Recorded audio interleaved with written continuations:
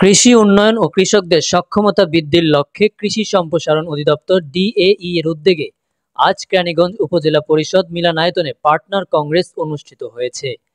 Partner প্রকল্পের অংশ হিসেবে আয়োজিত এই কংগ্রেসে স্থানীয় কৃষক, কৃষিবিদ ও সরকারি কর্মকর্তারা অংশ নেন। অনুষ্ঠানে প্রধান অতিথি ছিলেন কৃষি সম্প্রসারণ অধিদপ্তর ঢাকা জেলার উপপরিচালক ডক্টর সাফায়েত আহমেদ সিদ্দিকী।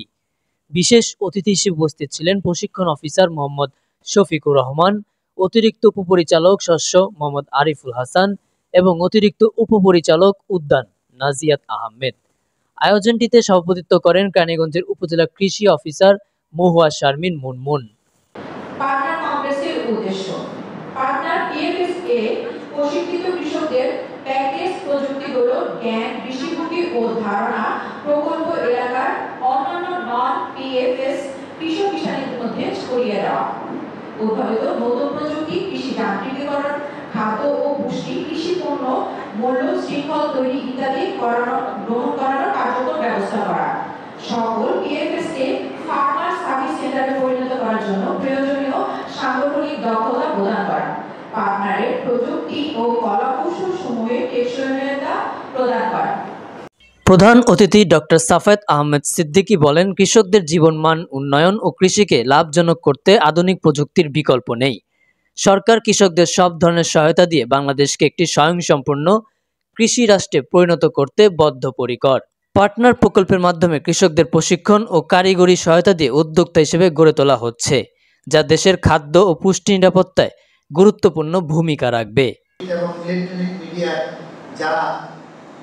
প্রতিনিধি আছে তাদের উদ্দেশ্যে বলবো, আমাদের সরকার কিন্তু 2025 প্রেক্ষিত 2025 এটি কিন্তু প্রণয়ন করতে যাচ্ছে কৃষি মন্ত্রণালয়। এটির উদ্দেশ্য হচ্ছে 2050 প্রেক্ষিত 2050।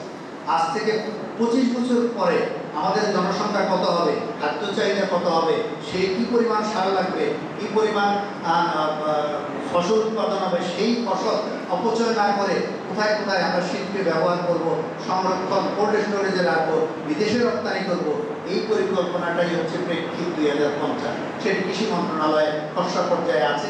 এটি খুব দ্রুততার সাথে কৃষি মন্ত্রণালয় তার 17টি দপ্তর সংস্থার সমন্বয়ে এটি প্রণয়ন করবে।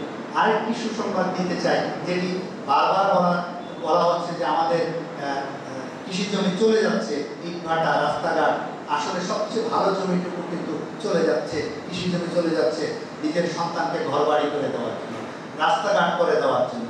ইটভাটার মাটি সবচেয়ে উর্বর মাটি, এটার জন্য কৃষি জমি সুরক্ষা আইন 2019 খসড়া পর্যায়ে আছে। এটি কিন্তু বিভিন্নভাবে ভেটিং হচ্ছে। এক পর্যায়ে এটি যখন আসবে তখন দেখবেন যে আমাদের প্রতিটা ভূমি শ্রেণীকে ভাগ করা হবে, A category, B category, C category. সবচেয়ে ভালো ক্যাটাগরির জমিকে কিন্তু কৃষিকাজ ছাড়া অন্য কোথাও দেওয়া হবে না। ফলে তখনই সম্ভব হবে আমাদের এই জমি বা এই যে আমাদের সাংবাদিক সমাজ যেভাবে আমাদের সমাজের কথা অসঙ্গতিগুলো তুলে ধরে, সেই জায়গায় তখন আর এই কথা থাকবে না যে সবচেয়ে ভালো উর্বর জমিটুকুর মাটি কেটে ইট ভাটা হচ্ছে, ইট ভাটার চিমনির কারণে ফসল পুড়ে যাচ্ছে, বড় ধান পুড়ে যাচ্ছে, এই ধরনের অসঙ্গতিগুলো আসবে না। আমি আশাবাদী মানুষ, আপনারা এখানে যারা আছেন তাদের কারণেই আমরা আজকে কংগ্রেসের মূল উদ্দেশ্য ছিল কৃষকদের মাঝে আধুনিক কৃষি প্রযুক্তি, পুষ্টি ব্যবস্থাপনা এবং কৃষিভিত্তিক উদ্যোক্তা তৈরির ধারণা ছড়িয়ে দেওয়া। এর মাধ্যমে খরপোশ কৃষিকে বাণিজ্যিক কৃষিতে রূপান্তর করে গ্রামীণ অর্থনীতিকে শক্তিশালী করার বিষয়ে আলোচনা হয়।